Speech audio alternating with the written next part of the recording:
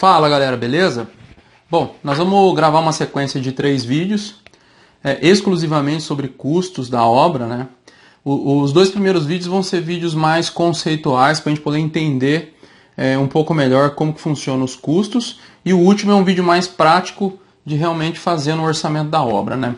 Então como é que vai ser? O primeiro vídeo vai ser um vídeo sobre análise de projeto e um entendimento conceitual de projeto. Parece ser uma coisa difícil, mas na prática, olhando ali uma tabelinha que eu montei, as plantas, vocês vão conseguir entender facinho, é bem tranquilo. É um vídeo mais conceitual sobre o projeto, para a gente entender como que o projeto influencia no custo.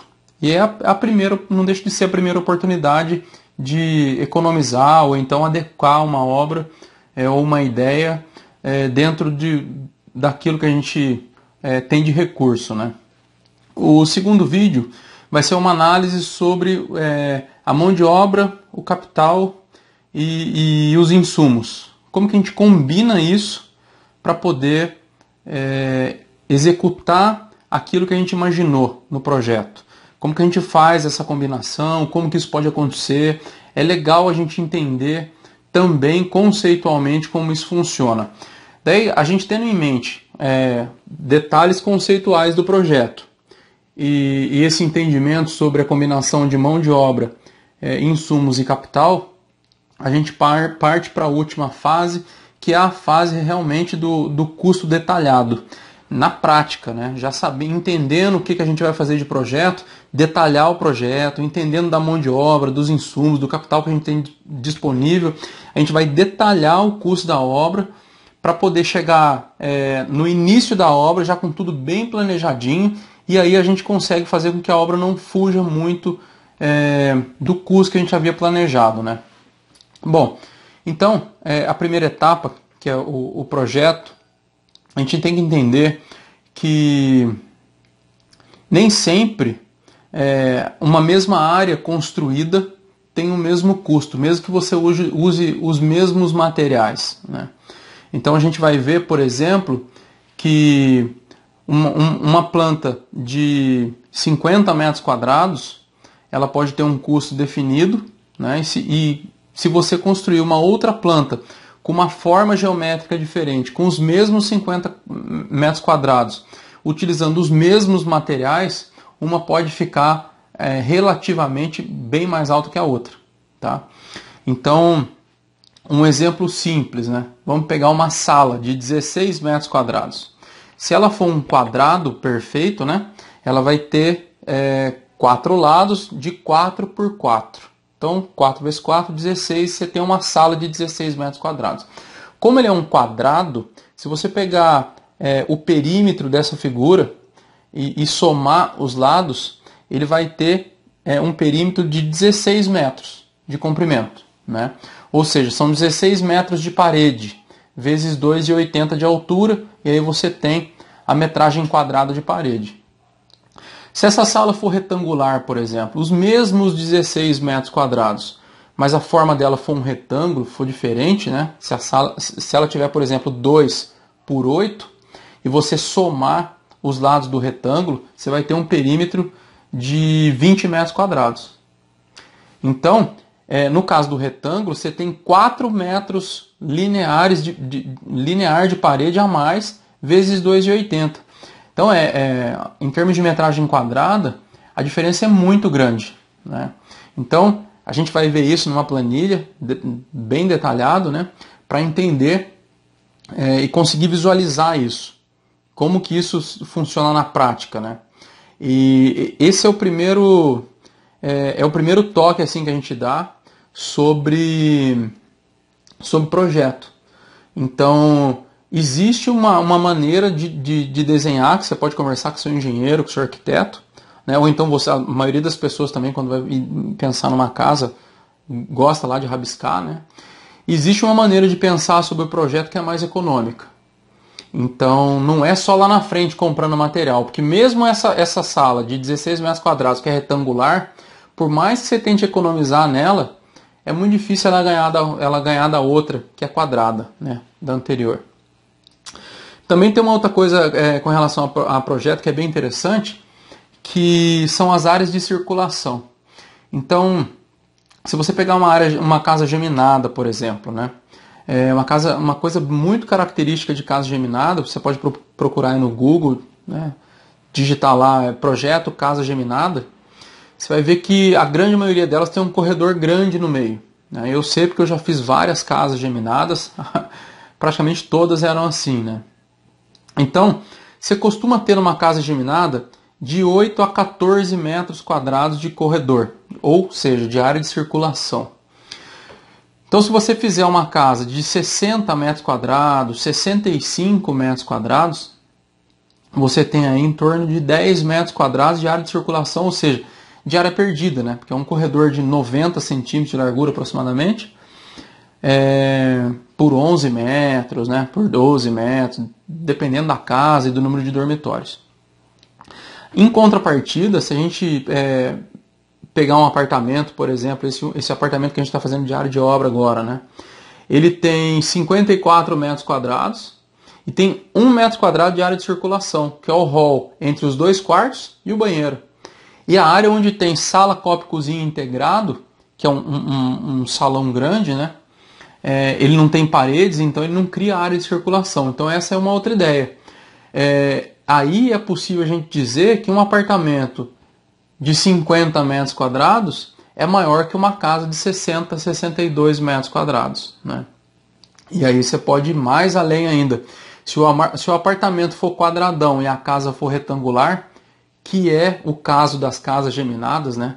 A grande maioria delas, o desenho é retangular, você vai gastar muito mais proporcionalmente para construir a casa do que o apartamento. E o apartamento vai ter muito mais área útil. Né? E aí que pode acontecer a mágica de um imóvel de 50 metros quadrados ser menor do que um imóvel de ser maior, quer dizer, né? Do que um imóvel de 60 metros quadrados. Então são coisas que a gente observa em projeto que fazem total diferença lá na frente com relação a custos.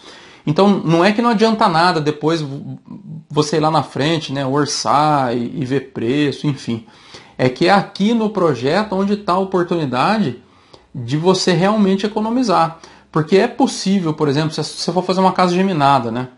É possível, por exemplo, fazer uma casa geminada que não tenha corredor. É mais difícil, você precisa de repente investir um pouco mais com o engenheiro, com o arquiteto, para poder chegar num modelo de casa. Né? Uma outra coisa em termos de projeto é a hidráulica. De repente, para uma única casa, né, se você for fazer uma casa só, um imóvel só, pode ser que não represente um custo tão grande. Mas, por exemplo, o prédio que a gente está fazendo lá, né, tem uma obra que a gente está terminando, que tem o diário de obra dela, que o prédio está quase concluído, são 8 apartamentos. O ramal principal de água, ele desce pela caixa de escada, sai para o lado e já chega aonde está toda a área úmida do apartamento. Então, ali do lado tem a cozinha e o banheiro e a área de serviço. Então, dentro de uma casa, se a gente conseguir deixar bem próximo essas áreas, a área úmida, ser todas próximas umas das outras, né? Você concentra num único local do imóvel a ramificação de hidráulica. Quando a gente pensa só em água fria, pode ser que nem represente tanto. No caso do prédio, sim, é bastante coisa, porque você multiplica por 8, por 12, por 16, por 50, né? No nosso caso lá é 8 só. Mas se você pensar em água quente, água fria, daí o volume começa a ficar maior, né? Uma outra coisa em termos de projeto é o telhado. Hoje, inclusive a casa que eu moro, né, a minha casa é de telhado embutido. O telhado embutido meio que está na moda, né? E pessoalmente eu acho uma opção muito boa. A casa tem um ar moderno, né? Eu acho muito bonito. E a economia é enorme, assim, na casa dos... Pô, se você comparar um telhado convencional de telha, vamos falar dessa telha de cimento agora, que é uma telha mais bonita, né? Que eu considero mais bem acabada, e realmente é, porque o preço também é maior. Com um telhado embutido de fibrocimento, por exemplo. O fibrocimento comparado com outro telhado convencional, ele representa aí 30%, 40%. você economiza mais de 50%, né? Mas não, o projeto tem que nascer para uma casa de telhado embutido. Não dá para você pensar no imóvel com telhado convencional, no final acabou o dinheiro, aí você vai fazer o telhado embutido. Não dá para fazer isso, senão depois fica feio, né? A estética perde toda a estética do projeto. Bom, essas são algumas coisas sobre projeto, né, que a gente pensa e que a gente deveria entender melhor conceitualmente, né, antes de começar a pensar na construção do imóvel, porque é aí que a gente consegue economizar. Eu acabei de publicar um vídeo aí no Diário de Obra que a gente está fazendo o primeiro pavimento de um prédio, e nesse vídeo eu falo sobre as paredes, o comprimento de parede, como que uma parede maior ajuda a gente a economizar na obra em detrimento de uma parede menor. Então essas construções mais quadradonas, e aí o engenheiro, o arquiteto tem que trabalhar legal com isso, né? A gente pode cobrar isso. Elas são mais econômicas até nisso, tá? Porque as paredes são maiores, demanda menos mão de obra para construir. É engraçado, né? Parede menor demanda mais mão de obra do que parede maior. Mas é outra mágica que acontece aí. É igual aquela do imóvel de 50 metros é maior que o de 60, né? Tem no vídeo anterior aí que eu acabei de publicar, tem uma explicação sobre isso, sobre a montagem das cabeças, e tem também sobre colunas. Enfim, paredes maiores é mais fácil de fazer do que paredes menores. E não é que a gente vai fazer um imóvel quadradão para economizar, não é isso, né? Eu vou mostrar depois em detalhes a planta desse prédio que a gente está fazendo. Ele tem 3 lados praticamente que são retos, né? São as laterais e o fundo. E na frente ele tem umas quebradas, que aí deixa o prédio bonito e a gente consegue chegar no meio termo, onde tem muita economia e ainda assim o prédio vai ficar com uma estética bem legal. Bom, sobre o projeto é isso. Agora eu vou mostrar uma planilha para vocês, explicando detalhadamente como que funciona essa questão das formas, a geometria das plantas, né? E também vou mostrar algumas plantas e comentar isso que a gente acabou de conversar aqui, tá bom? Bom, então vamos dar sequência aí, mostrar os modelos conceituais que a gente falou que a gente estava falando agora no vídeo. Então eu coloquei essas figuras aqui para a gente poder dar uma olhada, para reforçar a questão do conceito, da geometria e de como que a gente pode conduzir e pensar num projeto para que seja econômico, né, para que a gente consiga adequar o custo desde da fase do projeto, né? Então eu montei essas figuras aqui. Cada uma dessas figuras tem 16 quadradinhos desse aqui, ó. Então esse modelo 1 ele tem 16 quadradinhos e vamos supor aqui desde já que cada quadradinho desse tenha 1 metro quadrado, tá? Então ele é um quadradão grande que tem 16 quadradinhos de 1 metro quadrado, então ele é um quadradão de 16 metros quadrados. Foi o exemplo que eu citei, acabei de citar no vídeo, né? Aqui a gente tem um retângulo de também 16 metros quadrados, né? Ele tem 16 quadradinhos de 1 metro. E aqui mais um retângulo de 16 metros quadrados, né? Com 16 quadradinhos novamente. O modelo 4 é uma figura de também 16 metros, o 5 também. E por último um círculo aí de 16 metros quadrados. Esses números em volta das figuras a medida do perímetro, tá? Então o perímetro é como se a gente soltasse essa extremidade aqui, pudesse pegar cada uma dessas duas pontas e esticar, formando uma linha, né? Que ela vai ter um comprimento. Então o perímetro é isso aqui, ó, tá? Então essa figura aqui de 16 metros quadrados, ela tem um perímetro de 16 metros, tá? Então é como se fosse uma linha esticada com 16 metros de comprimento. Se fosse uma sala, por exemplo, seria uma parede de 16 metros de comprimento.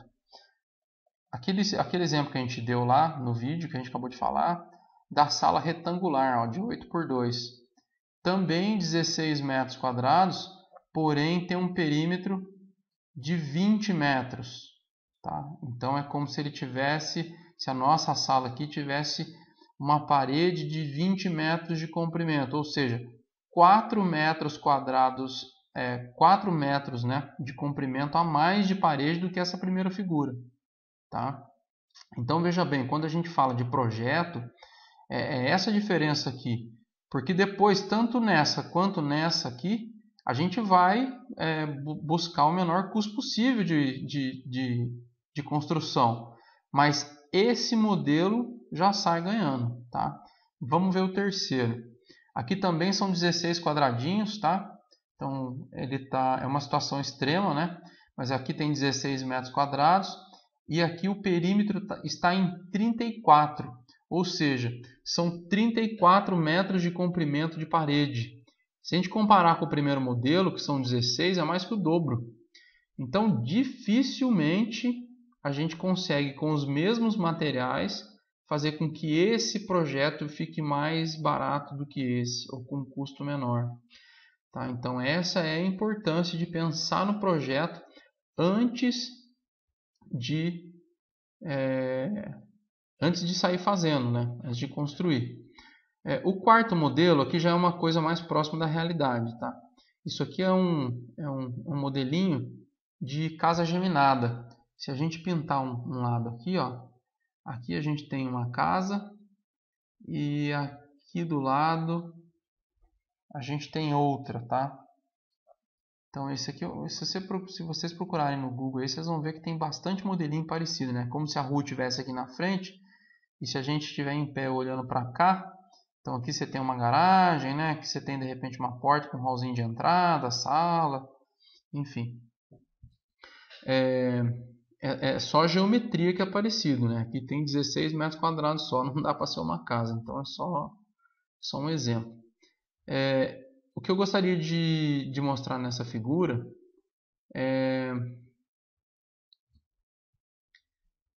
tem o mesmo número de quadradinhos que essa aqui em cima, né? Então tem a mesma área, mas ela tem 26 metros de perímetro, tá vendo? Então, se a gente acompanhar aqui, ó, a gente vai contar 26, né? E aqui tem 16, ou seja, são 10 metros de comprimento a mais de parede. E por que isso acontece aqui? Por causa do efeito sanfona. O que é o efeito sanfona? São essas entradas, ó. Sempre quando a gente faz um vai e volta, um zigue-zague aqui na parede, ó, a gente aumenta muito o perímetro do nosso projeto. Então, por exemplo, essa entradinha aqui, ó, que é uma coisa que é uma solução que bastante gente usa em casa geminada para poder adequar a parede por causa de recuo aqui do lado, né? Cada vez que a gente faz uma entrada dessa, a gente aumenta, neste caso aqui, tá? 3 metros de comprimento de parede, tá? Então, essa figura, esse modelão aqui, ó, ele sai perdendo para esse. Mas muita gente pode falar, sim, mas esse aqui é mais bonito. Quando você olha da rua assim, tem essas entradas, né? O vai e vem, acaba ficando esteticamente, agrada mais, né? Do que um caixotão desse aqui. Então a gente pode fazer aquilo que a gente estava comentando no vídeo, né? Então a gente pode procurar, por exemplo, fazer uma casa geminada quadradinha, que dá para fazer, né? E a gente preserva as duas laterais, tenta fazer um paredão reto. O fundo a gente tenta fazer um paredão reto e trabalha aqui na frente, tá? A gente pode, por exemplo, em vez de fazer uma sanfona aqui, né, entra e sai, a gente pode projetar alguma coisa com a laje, né? Ou então até fazer uma entrada, por exemplo, eliminar esses dois aqui, né? Daí ele ficaria com uma entrada assim, mas só na parte da frente. O resto estaria preservado, ó. Paredes grandes e retas que diminuem o custo, tá? No modelo número 5, a gente tem bons exemplos aqui. Aqui também tem 16 metros quadrados, né? Todas as figuras têm a mesma área, mais o perímetro de 28, ó. Já 2 metros a mais que esse aqui. Por quê? Porque ele tem a sanfona aqui, tocou bastante, né? Então, só nesse trecho aqui, ó, a gente tem 1, 2, 3, 4, 5, 6, 7, 8, 9, 10, 11, 12, 13 metros de comprimento. sendo que se a gente pensasse um pouco aqui, daria para a gente economizar.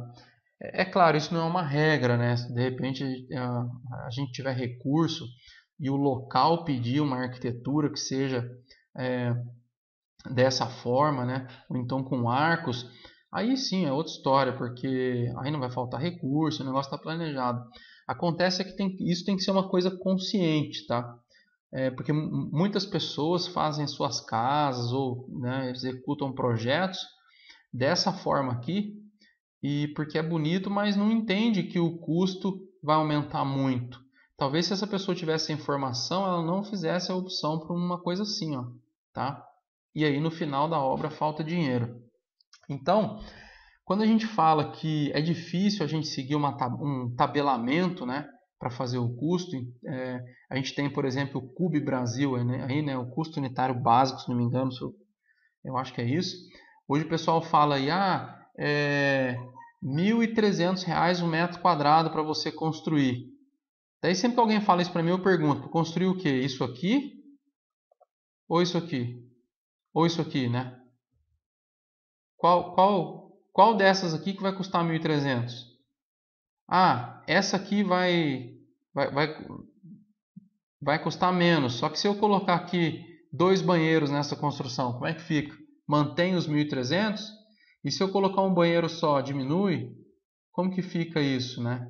Uma casa desse jeito aqui, ó, com um banheiro vai ter um custo, com 2 tem outro, com 2 banheiros e um lavabo é outro. Então, não tem essa história de seguir o preço tabelado, né? Então, por isso que muitas obras, e não se enganem, obras grandes, tá? Cometem esse erro na fase de projeto, porque eles falam assim, por exemplo aqui, né, 16 metros quadrados. 16 metros quadrados, se a gente pegar aqui a R$ 1.300 o metro, a gente vai ter, com R$ 20.000 a gente faz, né, com acabamento ali de médio para baixo padrão, né, com R$ 20.000 dá para fazer. Tá, daí eu volto a perguntar, dá para fazer o que isso aqui? Eu acho que com menos de 20 mil faz. Acho não, tenho praticamente certeza. Agora isso aqui, faz com 20 mil? Daí eu já acho que não, né? Então, esse é um fator preponderante de como o seu projeto vai ser desenhado, tá? E a gente tem o modelo número 5, que é o círculo que tem o menor perímetro, né? No caso aqui são 14 metros. Mas também é o extremo que acaba não valendo a pena, porque construir isso aqui é muito difícil e depois você não consegue um aproveitamento bom interno aqui. Então, a melhor opção em termos de custo seria uma combinação desse cara aqui, do modelo número 1, com o modelo número 2 e o modelo número 4. Combinar essas formas aqui, é lógico, com um peso maior para esse modelo número 1 aqui. Tá bom? Agora a gente vai dar uma olhada em algumas plantas e para a gente poder concluir esse primeiro vídeo aí de custos. Bom, então dando sequência no vídeo aqui, vamos passar para a análise das plantas, né? Então essa aqui é uma planta simplificada de uma casa geminada. Então só para a gente entender, a planta está de lado. A gente tem uma casa aqui e uma casa aqui embaixo. E como se a gente estivesse em pé aqui olhando para cá. Essa aqui é a garagem, né? Para 2 carros. Aí aqui a gente tem sala e copa. Aqui do lado a gente tem a cozinha, um banheiro social, um dormitório, segundo dormitório e a suíte, tá? Que é o quarto e o banheiro da suíte aqui. Bom, de cara a gente pode ver a semelhança da planta simplificada com as figuras que a gente estava vendo agora há pouco, né? De cara o que a gente pode olhar nessa planta de casa geminada é o corredor que vem daqui até o fundo, provavelmente nessa planta mais de 10 metros de corredor, tá? Então, pelo menos 9 metros quadrados de área de circulação aqui nesse imóvel a gente tem. 9 metros quadrados, essa planta não tem aí, vamos dizer 90 metros no máximo, não deve chegar a isso. Então, com certeza, essa área de corredor, essa área de circulação, passa de 10% da área total do imóvel. Então, e é área perdida, né? Então, isso aqui a gente não tem utilidade diferente do quarto, por exemplo, que você usa tudo aqui dentro. A área de circulação você não usa praticamente nada, é uma área apenas para circulação. Uma outra coisa que a gente pode observar aqui é essa parede, tá? Então, a cozinha, a copa e a sala poderiam ser integradas e a gente eliminar essa parede aqui.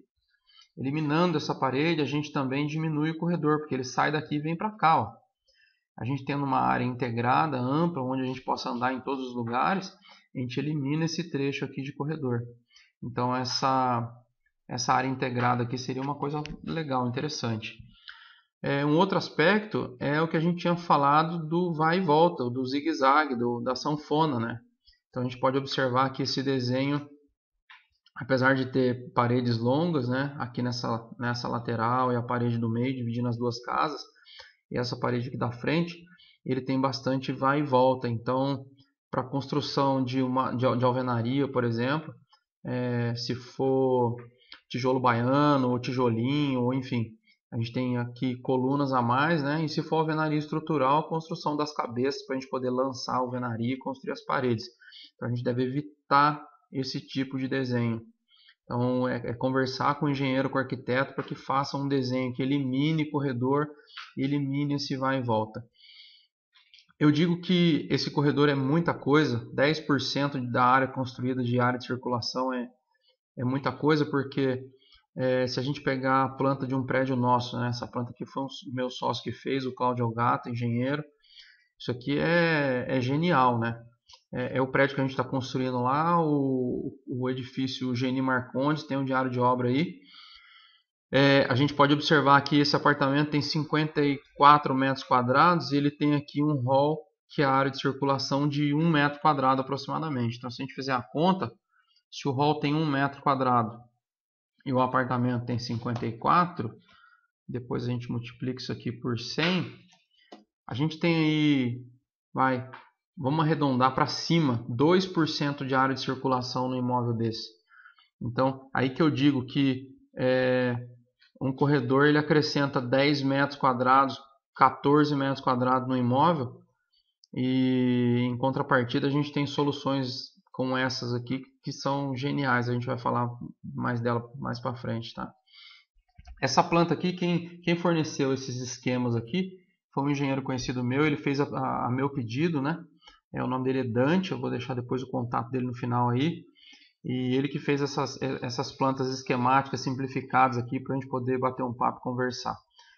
Além de fazer esses desenhos simplificados, ele faz aquelas artes em 3D acabadas, faz projeto humanizado, faz cálculo estrutural, faz de tudo aí em termos de engenharia, para quem quiser depois bater um papo com ele, tá? Essa segunda planta, ela é uma casa geminada também de 3 quartos, como essa primeira aqui, mas com algumas diferenças. Primeiro, ela não tem suíte, tá?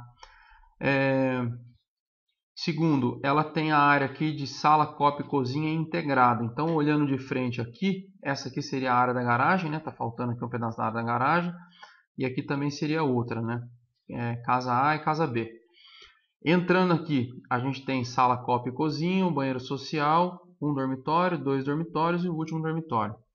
Mesmo assim, a gente tem um corredor aqui considerável, apesar de menor, né? O corredor aqui é menor. A gente ainda tem aqui o zigue-zague, ó, a sanfona, o vai e volta, tá vendo? Que é o que faz a gente aumentar a quantidade de parede e o custo da obra, né? Enfim. Mas são algumas diferenças aí. Uma solução boa nesse primeiro caso aqui, por exemplo, para diminuir um pouquinho esse corredor, seria jogar esse banheiro aqui no fundo, tá? Então ficaria uma porta de acesso que se diminui um pouco esse corredor. Mas daí também cria outros problemas, enfim.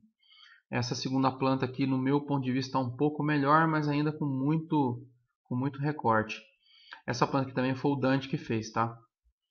A meu pedido, ele fez esses esquemas aqui para a gente poder conversar sobre eles. E aí o Dante também fez essa planta que também acho que é genial para uma casa, né? Você imaginar aqui uma casa geminada, aqui a entrada, né? A varanda com garagem, sala, copa e cozinha integrado, a planta bem quadradinha, tá? 2 dormitórios, banheiro social e 1 metro quadrado, 1,5 metro quadrado, vai. Vamos imaginar que essa planta, vamos imaginar não, ela tem 6 por 8, 48, 8,50 metros quadrados. Aqui está em torno de 2% de área de circulação. Genial. Por quê? Porque uma planta de 50 metros quadrados tem um tamanho de uma casa geminada, por exemplo, de 60, 62 metros quadrados. Porque elimina a área de circulação, reduz para isso aqui, né? É realmente muito, muito bom. E sem contar as paredes, né? Aqui a gente faz 4 cabeças, aqui cabeça de um lado, cabeça do outro, para cá também, e lança alvenaria e sobe parede. Outra coisa boa, área úmida, a hidráulica aqui do ladinho uma da outra, ó. É o que a gente tem nessa segunda planta também, né? Banheiro aqui, cozinha para cá, então a gente tem aqui a área úmida junto. Aqui nessa terceira planta, a gente já tem um banheiro aqui fora, então a gente precisa lançar a hidráulica para lá. O que no final das contas, para uma, 2 casas, não é tão caro. O problema é multiplicar isso por pavimentos, aí no caso dos prédios, né? Então essa plantinha aqui das casas eu achei que é ótimo, né? A gente só tem que ver, porque aqui tem 6 metros, né? Normalmente uma frente de terreno aí, na maioria dos lotes aqui na minha região é 10 por 25. Em alguns casos é 12 por 25. Nos casos de 12 por 25 daria para fazer essa planta. A casa geminada, talvez divida essa parede aqui, né? E faça a casa geminada assim com 50 metros, com uma varanda boa na frente e uma área aqui para a pessoa poder desenvolver a área de lazer, enfim.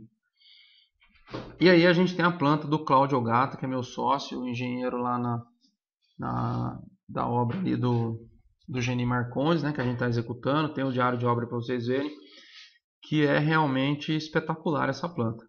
Eu vou explicar para vocês por quê.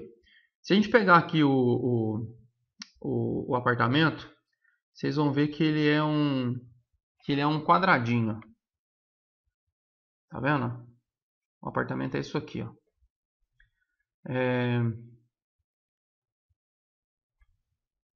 Se a gente tirar aqui o preenchimento, colocar o contorno vermelho para ficar bem destacado, né?